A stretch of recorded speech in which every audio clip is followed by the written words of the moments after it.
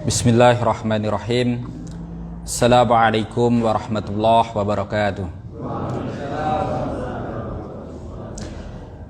Innal hamdalillah nahmaduhu wa nasta'inuhu wa nastaghfiruh wa na'udzu billahi min syururi anfusina wa min sayyiati a'malina.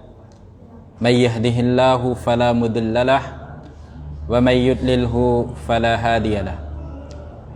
Ashhadu an la ilaha illallah wahdah la syarika lah wa ashhadu anna Muhammadan abduhu wa rasuluh. Allahumma sholli ala sayyidina Muhammad wa ala ali sayyidina Muhammad wa ala ashabihi ajma'in wa man tabi'ahu bi ihsani ila yaumiddin. Amma ba'du. Ma'asyiral muslimin, jamaah kajian hari Senin Masjid Nur Mirah yang dirahmati Allah Subhanahu wa taala. Alhamdulillah, mari kita awali kajian kita di malam hari ini dengan memanjatkan puji dan syukur kepada Allah atas segala nikmat yang telah dilimpahkan kepada kita semuanya, sehingga kita masih diberi kesehatan, kita masih diberi kekuatan, dan kita masih diberi keistiqomahan di atas jalan Islam, jalan yang senantiasa menselaraskan antara ilmu dan amal, dan juga merupakan jalan yang ditempuh oleh para nabi, para syuhada, para siddiqin, dan orang-orang yang soleh. Kemudian salawat dan salam tidak lupa mari kita haturkan kepada junjungan kita, panutan kita semuanya, baginda Rasulullah Muhammad sallallahu alaihi wasallam beserta keluarganya, para sahabatnya, dan seluruh umatnya yang senantiasa istiqomah mengikuti ajaran beliau, istiqomah mengamalkan, mendakwahkan, dan memperjuangkan tuntunan beliau kapanpun dan dimanapun mereka berada hingga menjelang datangnya hari kiamat. Bapak-bapak dan ibu-ibu jamaah yang dirahmati Allah Subhanahu wa taala, di antara keistimewaan yang Allah berikan kepada Rasul kita, Nabi kita, Nabi Muhammad sallallahu alaihi wasallam adalah beliau diutus kepada semua umat manusia, bahkan juga diutus kepada bangsa jin sampai akhir zaman. Ini merupakan satu keistimewaan, karena para nabi dan para rasul sebelum Nabi Muhammad, mereka diutus hanya untuk kaumnya saja. Tempatnya terbatas, zamannya juga terbatas. Karena itu tidak menutup kemungkinan dulu ada lebih dari satu nabi atau satu rasul, dua rasul, atau bahkan lebih yang hidup sezaman tetapi diutus kepada umat yang berbeda. Ajaran Rasul A misalkan hanya berlaku untuk kaum A saja. Ajaran Rasul B hanya berlaku untuk kaum B, sesuai dengan kaum di mana Rasul itu diutus oleh Allah. Nah, tetapi Nabi Muhammad tidak seperti itu. Nabi Muhammad, Nabi yang dilahirkan dari bangsa Arab. Meskipun beliau adalah orang Arab, para sahabat yang beriman bersama beliau rata-rata juga orang Arab. Saya katakan rata-rata bukan berarti yang bukan orang Arab tidak ada waktu itu. Ada seperti Salman Al-Farisi, ini orang Persia. Kemudian Suhaib Ar-Rumi, orang Romawi. Bilal bin Rabah, orang dari Afrika, dari Habasah, orang Negro. Nah, ini sahabat-sahabat yang bukan Arab. Jadi meskipun Nabi Muhammad ini dilahirkan sebagai orang Arab, tetapi risalah yang beliau dakwahkan, ajaran yang beliau bawa itu tidak hanya berlaku untuk orang Arab saja, dan juga tidak hanya berlaku untuk zaman di mana beliau hidup. Nah, ini keistimewaan ajaran Nabi Muhammad SAW dibandingkan dengan ajaran-ajaran yang lainnya. Nah, karena itu ya, dalam sebuah hadis beliau pernah sampaikan, walladzi nafsu Muhammadin biyadihi la yasma'u bi ahadun min hadhil ummah Yahudiyun wala Nasraniyun summa yamutu walam yu'min billadzi ursiltu bihi illa kana min ashabin nar. Ini hadis terdapat dalam kitab Sahih Muslim, diriwayatkan dari sahabat Abu Hurairah radhiyallahu anhu. Demi zat yang jiwaku berada di tangannya, apabila ada seorang yang beragama Yahudi atau beragama Nasrani dari kalangan umat manusia ini, di mana dia mendengar dakwahku, mengetahui bahwa ada nabi yang diutus setelah Nabi Musa, setelah Nabi Isa, yaitu Nabi Muhammad, tetapi orang itu tidak mau beriman kepada ajaran Nabi Muhammad. Barangkali dia mengaku, saya mengikuti ajaran Nabi Musa, saya mengikuti ajaran Nabi Isa. Nah, dengan datangnya Nabi Muhammad, ajaran para nabi dan rasul sebelum Nabi Muhammad itu sudah tidak berlaku. Nah, ini keistimewaan dari ajaran Nabi. Kata Nabi, summa yamutu walam yu'min billadzi ursiltu bihi. Nah, kemudian orang tadi meninggal dunia tetapi tidak mau mengimani ajaran yang aku bawa. Apa kata Nabi? Illa kana min ashabin nar. Pasti orang itu masuk neraka. Nah, ini satu keyakinan dalam agama Islam. Nah, karena itu kita sebagai seorang muslim, kita mesti meyakini bahwa ajaran Nabi ini adalah satu-satunya kebenaran yang akan mengantarkan kita kepada surga.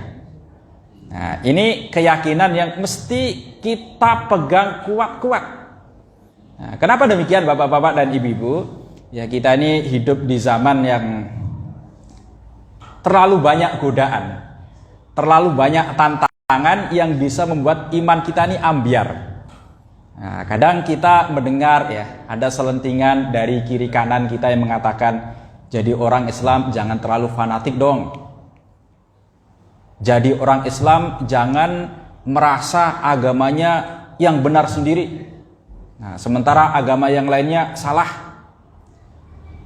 Jadi orang Islam itu yang wajar-wajar saja.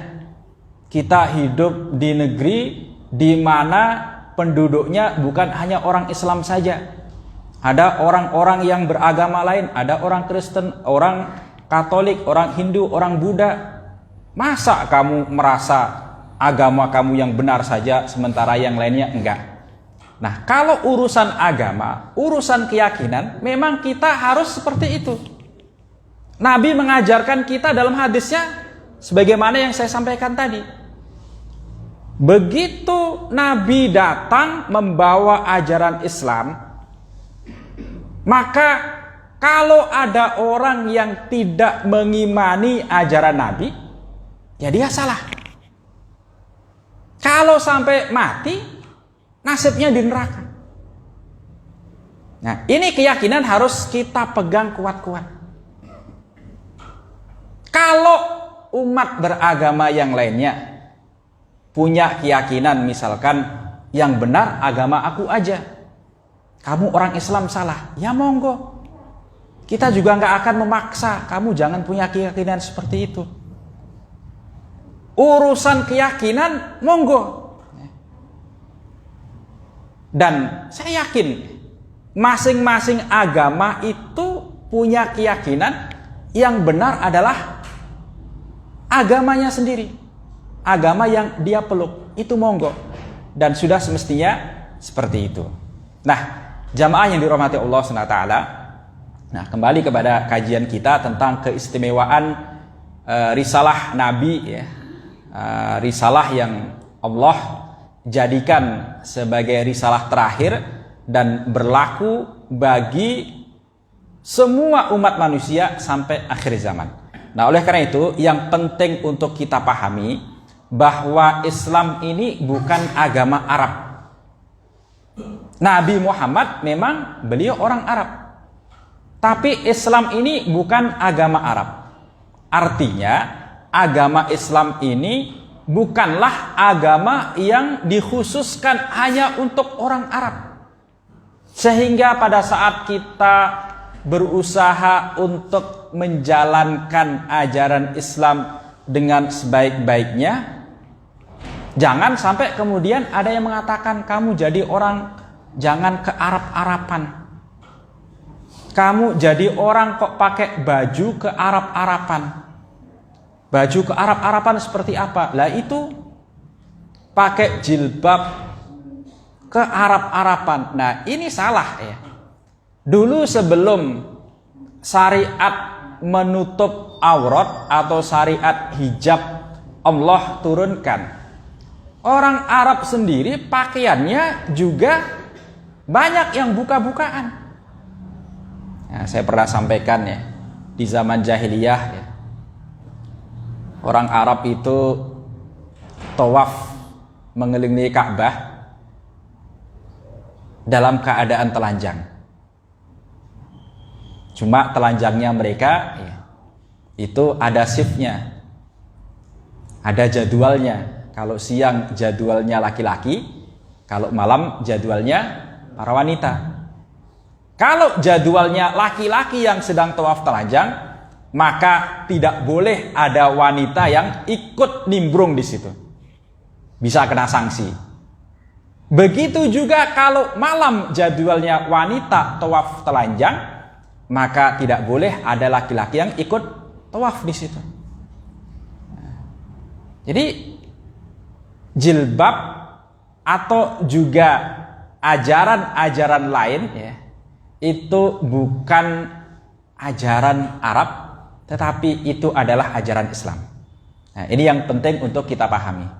Kemudian yang kedua, jamaah yang dirahmati Allah SWT, meskipun Islam itu bukan ajaran Arab, tetapi kita harus sadar bahwa peran Arab, baik bangsa Arab ataupun bahasa Arab, dalam menyebarkan Islam itu luar biasa. Kita yang orang Jawa ya kita harus paham bahwa peran Arab, bangsa Arab, bahasa Arab dalam menyebarkan Islam itu tidak pernah bisa digantikan dengan identitas kita sebagai orang Jawa ataupun orang Indonesia ataupun yang lainnya. Kenapa demikian? Nabi Muhammad yang mendakwahkan Islam sebagai nabi terakhir, beliau orang Arab. Para sahabatnya yang bersamai Nabi dalam mendakwahkan Islam, beliau juga orang Arab.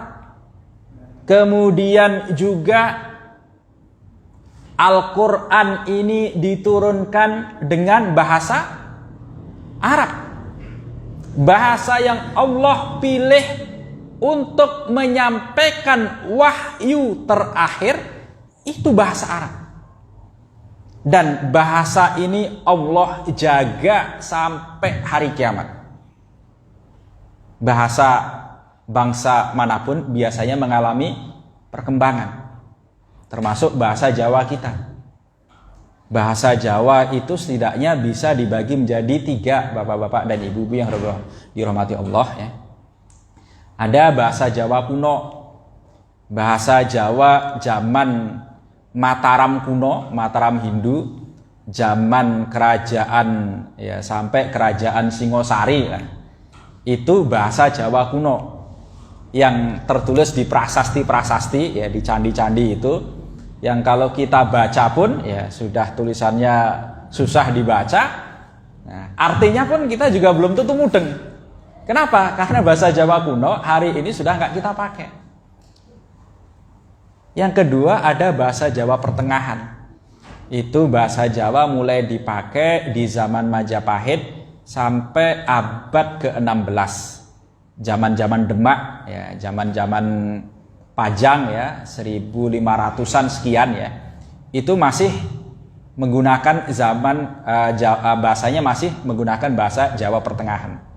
Nah, transisi perpindahan antara bahasa Jawa kuno dengan bahasa Jawa sekarang ini. Ya, sebagian kosakatanya ya masih ada yang sebagian menggunakan bahasa Jawa lama, sebagian sudah ya bisa kita pahami karena tidak jauh beda dengan bahasa Jawa hari ini.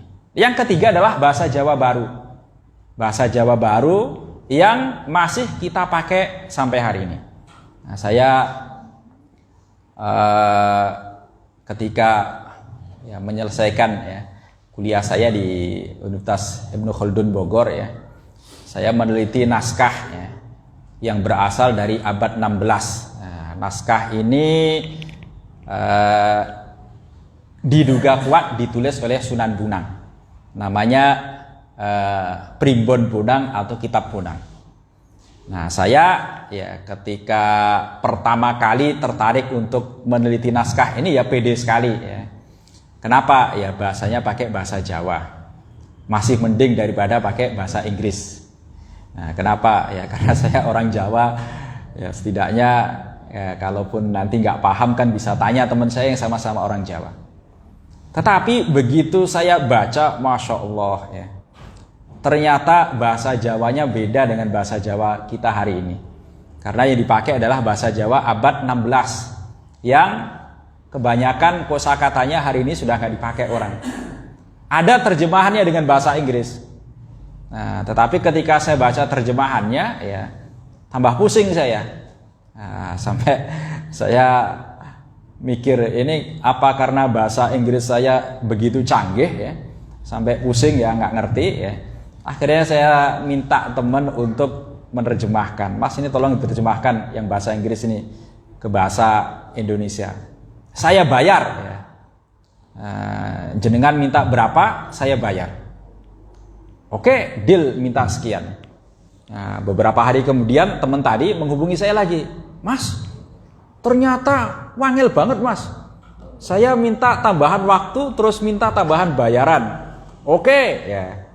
Jenengan minta waktu berapa lama, terus minta dibayar berapa. Yang penting saya bisa paham. Minta sekian hari lagi tambahan waktunya, kemudian minta dibayar sekian. Begitu sudah selesai, saya baca lagi, ini apa nih artinya? Ternyata tambah mumet bapak-bapak dan ibu-ibu. Kenapa ya? Karena yang menerjemahkan tadi ya teks bahasa Jawa abad 16 itu namanya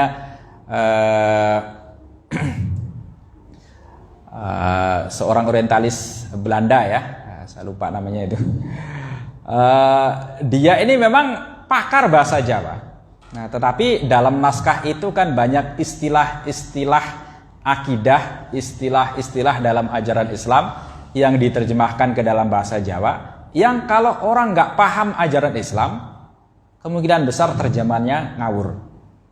Nah, akhirnya ya lama saya menerjemahkan itu dari 2015 sampai 2019 itu baru selesai. Nah, kenapa lama sekali? Ya karena nggak tiap hari diterjemahkan ya. Nah, bahasa Jawa saja ya ternyata mengalami perkembangan demikian. Banyak ya kosakata lama yang hari ini ya kita nggak paham, apalagi generasi anak-anak kita yang mungkin nggak pernah belajar bahasa Jawa ya. Mas Zuhud ini saged ngendika basa Jawa ingkang halus. Nah, ini leluhurnya asli Jawa tapi merantau ke Kalimantan. Saya pun kalau nggak nikah dengan putri Solo, bapak-bapak, mungkin bahasa Jawa saya sudah nggak karu-karuan karena saya lama di perantauan ya. Alhamdulillah hikmahnya saya ke Solo itu ya mengembalikan identitas kejawaan saya ya. Nah, bahasa Arab, bahasa Al-Quran ini Allah jaga sampai hari ini, bahkan sampai hari kiamat nanti. Inna nahnu nazzalna dzikra wa inna lahu lahafizun. Allah sampaikan dalam Al-Quran, sesungguhnya kamilah yang menurunkan az-zikr ini. Az-zikr ini adalah Al-Quran. Dan kami memberi jaminan, kami akan menjaganya, dijaga dari penyimpangan, dijaga dari hilang itu bahasanya, dijaga dari segala macam penyelewengan. Nah, karena itu ya meremehkan Arab ya, bahasa Arab atau bahkan identitas Arab itu dikhawatirkan akan menjadikan kita ini benci kepada Nabi Muhammad, benci kepada para sahabat, benci kepada Al-Quran. Dan ini jelas satu bahaya.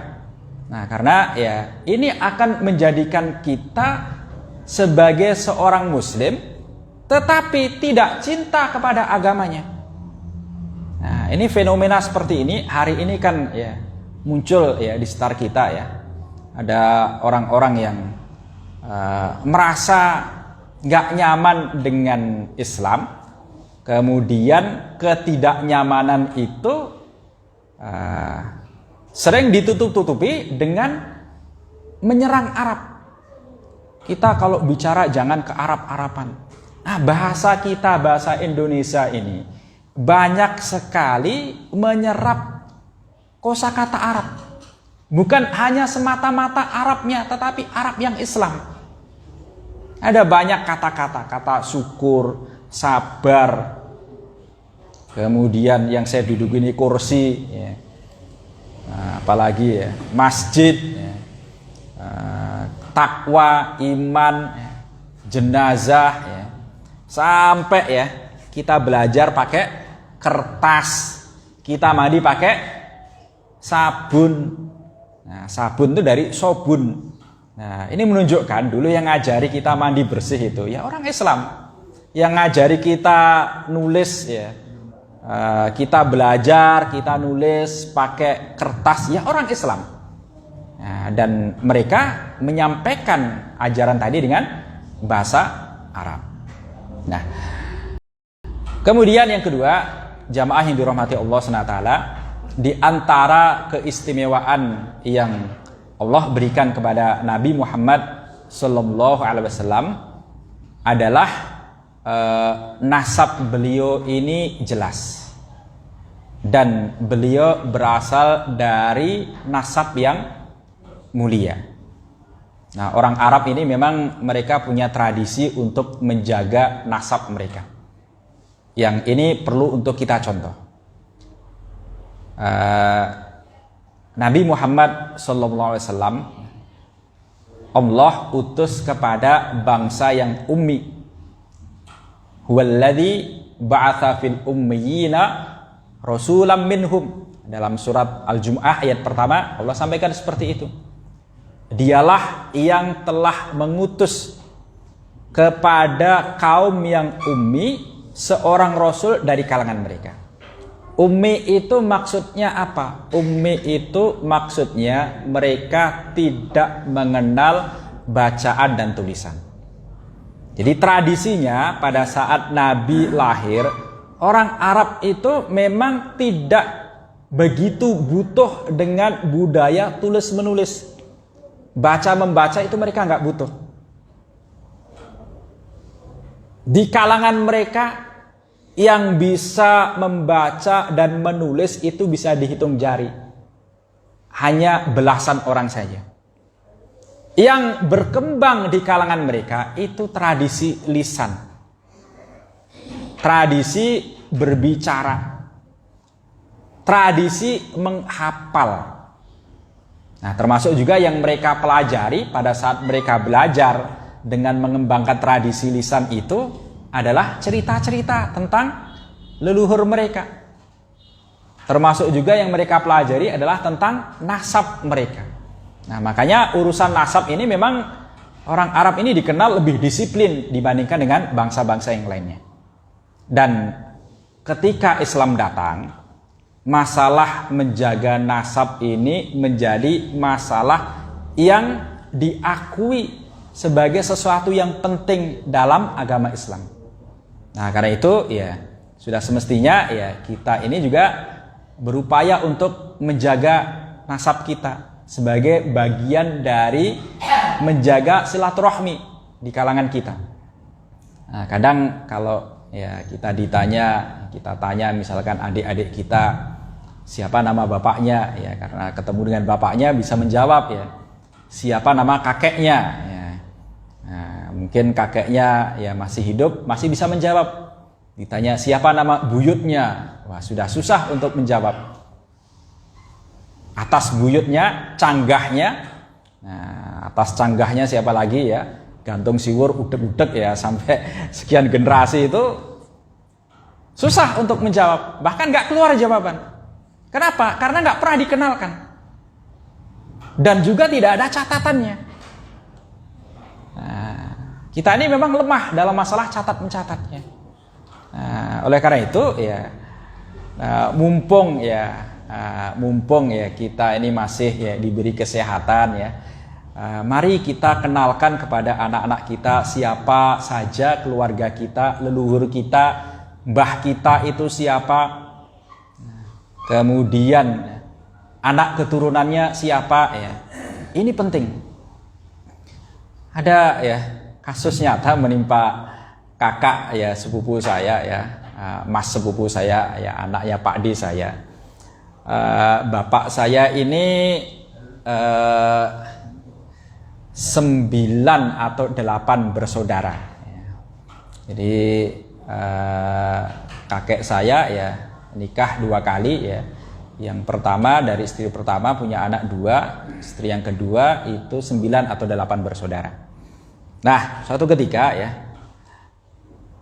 kakak sepupu saya, anaknya Pak D saya, ini pengen ketemu dengan bude yang sudah lama merantau di Bandar Lampung. Nah, ternyata di sana sukses, ya.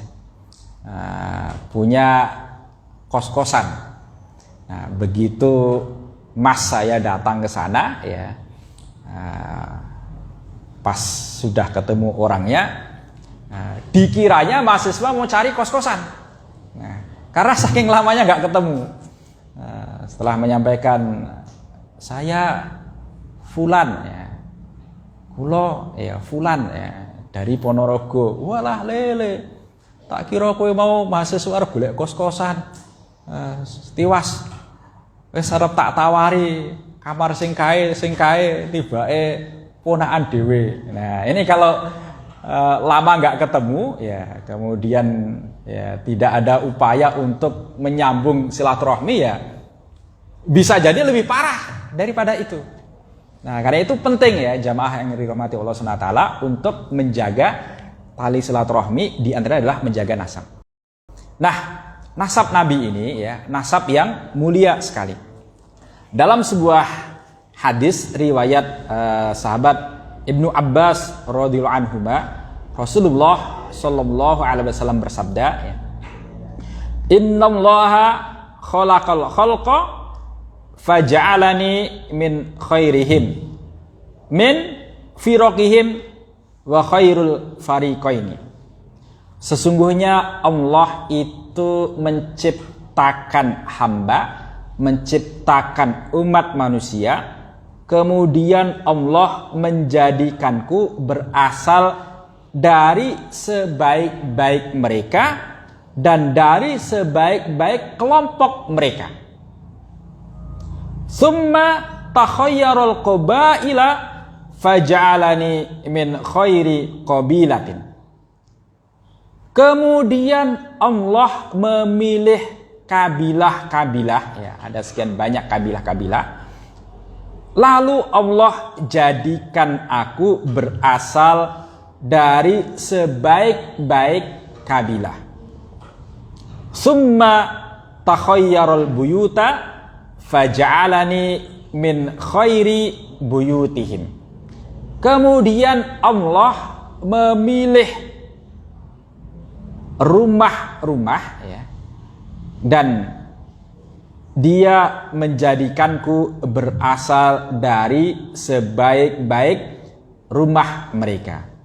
Wa ana khairuhum nafsan wa khairuhum baitan.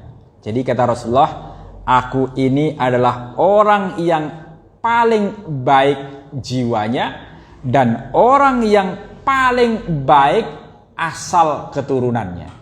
Nasabnya itu adalah nasab yang paling baik. Kemudian juga dalam hadis lain, ya, yang diriwayatkan oleh Imam At-Tirmidzi, ya, disebutkan haddatsana Khalid bin Aslam, ya, telah menyampaikan kepadaku hadis Khalid bin Aslam, haddatsana Muhammad bin Mus'ab, haddatsana Al-Auza'i an Abi Amar an Wathilah anil Asqa radhiyallahu anhu qala, ya, dari sahabat Al-Asqa radhiyallahu anhu, dia berkata, ya, qala Rasulullah sallallahu alaihi wasallam. Rasulullah sallallahu alaihi wasallam bersabda, innallaha astafa min waladi Ibrahim Ismail. Sesungguhnya Allah memilih dari kalangan anak keturunan Nabi Ibrahim itu Nabi Ismail. Wastofa min waladi Ismail Bani Kinanah. Allah kemudian memilih dari kalangan anak keturunan Nabi Ismail itu Bani Kinanah. Wastofa min Bani Kinanah Quraisyan. Allah memilih dari kalangan Bani Kinanah yang merupakan keturunan Nabi Ismail tadi Quraisy, suku Quraisy. Wastofa min Quraisy Bani Hashim. Dan Allah memilih dari kalangan suku Quraisy. Nah, suku Quraisy yang tinggal di Mekah ini terdiri dari beberapa bani, beberapa trah kalau bahasa kita. Bani Hashim. Bani Hashim ini trah paling mulia di kalangan orang-orang Quraisy. Wastofani min Bani Hashim. Dan Allah memilihku dari kalangan Bani Hashim. Nah, hadis ini jamaah yang dirahmati Allah SWT memberitahu kepada kita bahwa nasab Nabi ini memang berasal dari nasab pilihan. Nabi Ibrahim dikenal sebagai Abul Anbiya, bapaknya para nabi dan para rasul. Setelah Nabi Ibrahim, hampir semua nabi itu berasal dari jalur keturunan beliau. Dan di antara keturunan beliau adalah Nabi Ismail yang nanti akan menurunkan Nabi Muhammad SAW. Nah, dalam kitab Sirah An-Nabawiyah karya Ibnu Hisham ini, di sini ya disebutkan nasab Nabi itu bahkan sampai Nabi Adam alaihissalam.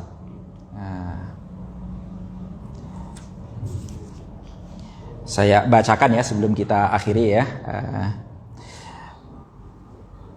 Jadi nasab Nabi yang disebutkan di sini Muhammad bin Abdullah.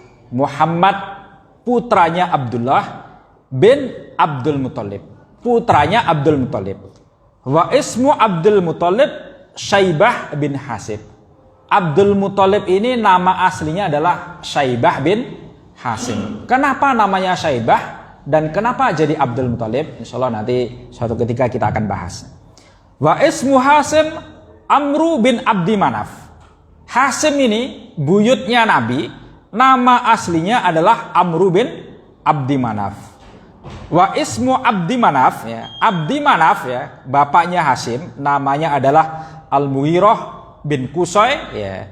Kemudian nama Qusay ini aslinya adalah Zaid bin Kilab, putra Kilab bin Murrah bin Ka'ab bin Lu'ay bin Ghalib bin Fihr bin Malik bin An-Nadr bin Kinanah, ya tadi Kinanah, Bani Kinanah tadi, ya, bin Khuzaimah bin Mudrikah. Nah, Mudrikah ini nama aslinya adalah Amir bin Al-Ya'as bin Mudor bin Nizar bin Ma'ad bin Adnan. Nah, Adnan ini keturunan Nabi Ismail, ya, bin Ud, atau ada juga yang mengatakan bin Udad, ya, bin Muqawwim bin Nahur bin Tayrah bin Ya'rub bin Yasjub bin Nabit, ya. Nabit ini anak tertua dari Nabi Ismail alaihissalam, bin Ismail bin Ibrahim bin Tarih, ya. Tarih ini disebutkan adalah Azar, ya, bapak Nabi Ibrahim, bin Nahur bin Saruh bin Ra'u bin Falah bin Aibar bin Salah bin Arfahshat bin Sam bin Nuh bin Lamak bin Manu Salah bin Akhnuh. Nah, Akhnuh ini nama lain dari nama Idris.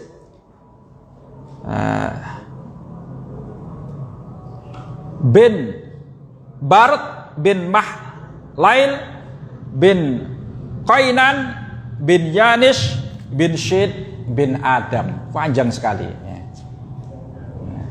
Kok apal, ya? Nah, ini, ya, ini luar biasanya, ya. Nah, kita, ya, kalau diminta coba sebutkan nasabmu, ya, sampai Nabi Adam, ya, saya yakin kita nggak bisa, ya.